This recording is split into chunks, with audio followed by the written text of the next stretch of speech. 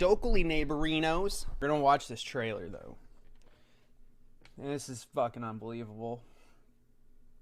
I just did a trailer on the new Marvel series. I guess it's a series that Disney Plus is gonna have. And mentioned something about how it's amazing to me that Disney would purchase for billions of dollars Star Wars, and for billions of dollars Marvel. Now you could look at it and say, oh, they didn't spend billions of dollars on it, they spent $1 billion, and you're right, but I'm including the investment into developing the movies and the shows and the cartoons and the merchandise as well, which makes it billions, not just one. And so you'd think that when you do this, you don't want to destroy your investments, especially investments that are so beloved as Star Wars specifically. And the reason Star Wars specifically is because there's the expanded universe. Many of the portions of it are not considered to be canon, and people like to point this out as if all of the expanded universe is not canon, ignoring the fact that George Lucas did extend to certain expanded universe books, novels, game storylines, etc., that this is canon because it fits into the universe so well. And he was like, I like this. I think that this should be canon. And he had worked it into things. And Star Wars has completely ignored the expanded universe and just tried to do their own thing instead of just taking expanded universe stories that were not canon but are very cherished and beloved by the fan base, right? So let's just ignore all of that and do our own thing because we know better than you what you would like within the franchise that you've actually just devoted your own time to developing outside of what George Lucas did. That sounds like a winning solution, right? So now we have an Ahsoka series. And the reason that this worries me and that I'm putting off clicking on this to watch this trailer is because I'm concerned. People really like The Mandalorian, and I think they really like The Mandalorian because they know that the Disney sequel trilogy, I should say, is complete garbage and ruins the preceding 6 films that developed the story. And so Mandalorian was like a breath of fresh air that people are just overexcited about, in my opinion, and they've given it too much credit. It's basically an overproduced cartoon. And if you're going to watch a Star Wars cartoon, you should just watch the Clone Wars because it's actually good. The Mandalorian is very dull. It had like no cohesive plot until the 2nd season. And by that point, who gives a shit? You spent a whole season of just nonsense that you just threw together, and then you're like, oh, hey, you know what? Let's make it all come together at the end as if we had a cohesive plan. And that's exactly how it felt, was they took a hodgepodge of shit and said, oh, hey, let's make it all fit together somehow. And then you have people who praise the Obi-Wan series, and I just can't do it. I can't do it. In episode 4, A New Hope, it's made very clear that Princess Leia does not know Obi-Wan Kenobi, but she knows of him because of the people who raised her, her adopted parents, who she believes to be her parents, right? But she's never met Obi-Wan. And now Obi-Wan's traveling the universe with a young Princess Leia. So Obi-Wan has abandoned his duty to look over and protect Luke, who is her twin. So he can't just do both things, right? Because they're not supposed to know that they're siblings or each other, right? Because, as we all know, they had a romance until they learn that they are twins. And that's kind of what ends that romance, right? So, and solves the entire love triangle between Leia, Luke, and Han.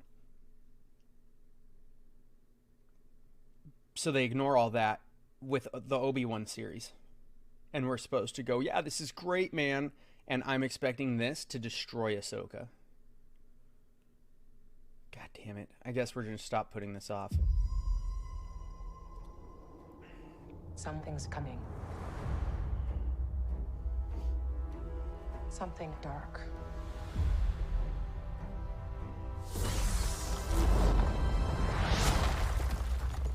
I sense it. I'll give it credit that they gave Ahsoka the 2 lightsabers, and that her lightsabers are the same color as it was in the last season of the Clone Wars that they recently did, with Ahsoka coming back into the picture in that series, that final series to end the Clone Wars cartoon series out, right? So at least they kept that consistency. Granted, that was also created by Disney, that last season. So, I mean, it shouldn't be something that I praise. It should just be expected because they created it. However, that's how little they seem to give a shit about consistency. This is a new beginning. Oh, that's an interesting looking cat alien thing. War. Oof. So those were Purge troopers. I'm happy to see Purge troopers because they're supposed to be hunting down Jedi that survived Order 66, right? So that's neat. That's taking something that we see in the video games and putting it into the show. I like it. If they don't call them Purge troopers in the series, they completely fucked up, though. Power. Now, who is this supposed to be? Because it's a Sith, right? And how are they going to explain it? There's ways to explain it, but if the only ways they can explain it is by taking elements from the expanded universe and video games that are in the expanded universe and not canon, right? In order to explain this character.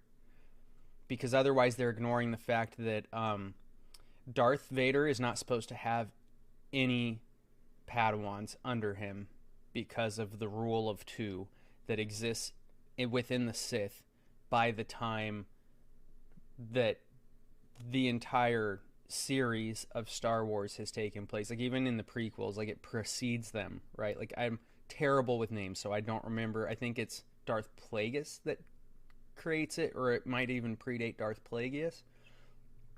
I think it does. I think it predates Darth Plagueis, because Darth Plagueis is the one who takes on and trains Palpatine, right? So, but the Order of 2 is how the Sith end up being able to fly under the radar and be something that gets like an organization that gets overlooked by the Jedi in the series of films that we know, right? However, long ago, before that period of time, the Sith were massive, and there were entire wars between the Sith and the Jedi. And that just kind of gets pushed off to the side because of the rule of 2 that one Sith Lord creates, and he ends up making it the way that the Sith are kind of the way that they're structured. Is there's always one master, one apprentice, no more, right? And they even make this very clear in the prequel movies, right? When they run into Darth Maul, it's said by, I believe, Yoda. If not Yoda, it's somebody else on the Jedi Council, that there is always one master and one apprentice. And this is because of the rule of 2. So this needs to be explained. Hopefully they explain that. There are ways that exist to explain it, and hopefully they do, because they're violating the rule of 2, which happens in the expanded universe during this period of time that this would take place.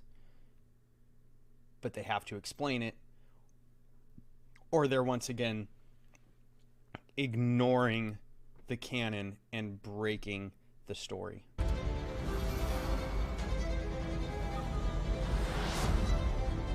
It's been a while. Things have changed. And Ahsoka should be very Started sneaky hearing and whispers unknown, basically, right? about Thrawn's return as heir to the Empire. And that makes perfect sense as well. Like, that that character makes perfect sense. He is a villain in the story that makes perfect sense to exist. So now there's another Sith Lord, right? Or not Sith Lord, but there's another Sith. So now we've seen 2 Sith. I really hope that they explain this in the show in a way that makes sense.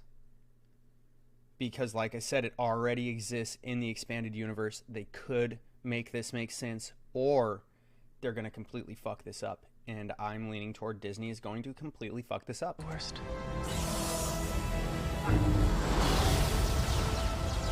The Jedi fell a long time ago.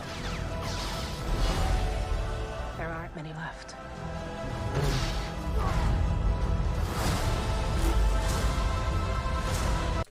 Is that a third one? It is. So this is a third one in this suit. So like they're just training up a whole Sith army now? Because that actually doesn't make sense. There's supposed to be a select few Sith that exist. And to be honest, we know who those Sith are supposed to be. Which is why this is going to be a fucking problem. Is because none of them are the Sith that existed within the expanded universe. And Disney clearly doesn't care about the expanded universe. So I don't know how they're going to make this make any kind of sense.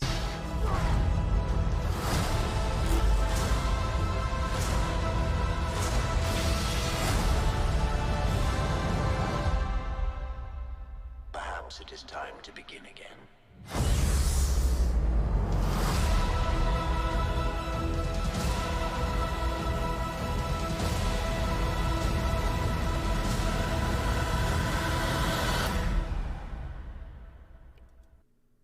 I don't want to watch it. I'm worried they're just going to keep destroying the Star Wars universe. And I don't want to watch it. I just don't. Let's see what people say. Every Rebels fan who stuck with the show or gave it a chance just unlocked ultimate satisfaction. It's not true. That's not true, because they have to explain this shit. That Heir to the Empire line is so awesome, and people glad Timothy Zahn is getting some much-deserved recognition for his Thrawn trilogy. Like, okay. Like I said, Thrawn makes a lot of sense as a character. It's one of the characters they've done very well with. It's honestly probably the best thing that came out of The Mandalorian. So, there you have it. I'm so glad Ahsoka's so loved by most fans in general. I can't wait for this show to start. The thing is, Ahsoka is loved, and that's going to be part of the problem. Because if they fuck this up, it's going to be incredibly hated, and it's going to destroy everything that they've tried to build once again, right? This person's comment is completely invalid because it's that stupid thought, come fast, get in my body person, right? Like, get out of here with your bullshit. No one cares about you. I love this. So happy to see the Rebels crew come to life. Like, I mean, the Rebels crew, if you watched the Rebels, you would understand why that's stupid. The Rebels crew, really? Why? Because Ahsoka's there? You understand that the Rebels, like, I don't want to ruin it for anybody, but spoiler alert, the crew pretty much died. So what the fuck are they talking about? I'm glad to see it come to life. They're supposed to be dead. Foolish. These are the type of people that Disney has started to cater to, or people that don't pay any attention to the actual stories. It makes no sense. Warrior, Outcast, Rebel, Jedi. I love it. I absolutely cannot wait for Ahsoka.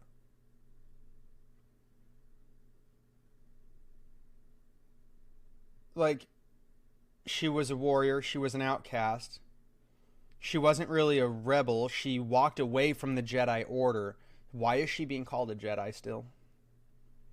She turned her back on being a Jedi. If you actually know Ahsoka's story, right? From Clone Wars, that's when she exits the Clone Wars series, is she walks away from the Jedi Council and the Jedi as a whole.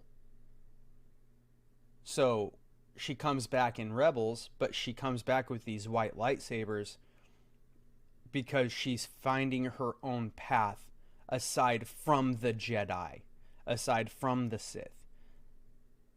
not aligning to either side, the light or the dark. She's becoming a gray Jedi, not Jedi. We call them gray Jedi because they don't have their own term the way that Sith and Jedi do. But being a Jedi assumes a very specific orthodoxy in theology where you don't practice any of the dark side at all. The group that we call the gray Jedi do both. They're not truly Jedi, right? Guess it's time to rewatch Rebels, and I'm not complaining. No, Rebels was good. This is another person who doesn't matter. This trailer is so good and great. I'm happy to see the Rebel team, Ahsoka and Sabine, Chopper, Hera. I hope the show sees Extra and Thrawn back. Did this idiot even watch the trailer? Thrawn was right there. He's the only blue person we've seen. What a fool. Like, these are the people that Disney has created that are supposed to be the fans who know the series. I want to vomit. I want to vomit. It's why they get away with destroying the Marvel universe. It's why they get away with destroying the Star Wars universe, is because these people aren't paying attention to the story. They don't know the stories. I don't know where they found these people that are supposed to be fans, but it amazes me that they exist and that this is who they are catering to and not the actual, I don't know, millions of fans that Star Wars has created over the decades it's existed. Ridiculous.